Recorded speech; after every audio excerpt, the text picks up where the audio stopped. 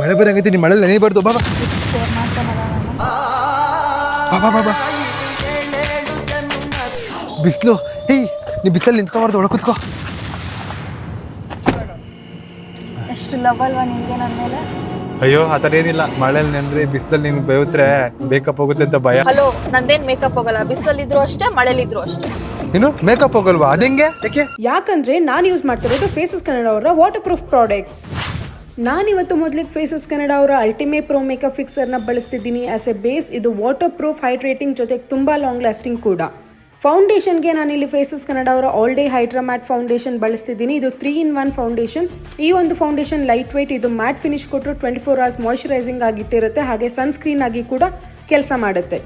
ಲಿಪ್ಸ್ಟಿಕ್ಗೆ ನಾನಿಲ್ಲಿ Faces Canada ಅವರ comfy mat wow ಲಿಪ್ಸ್ಟಿಕ್ನ use ಮಾಡ್ತಾ ಇದ್ದೀನಿ. ಈ ಒಂದು ಲಿಪ್ಸ್ಟಿಕ್ ಒಂದು ಸ್ವೈಪಲ್ಲಿ ಪಿಗ್ಮೆಂಟೇಷನ್ ಕೊಡುತ್ತೆ, ಸೂಪರ್ ಲಾಂಗ್ ಲಾಸ್ಟಿಂಗ್ ಕೂಡ ಇರುತ್ತೆ.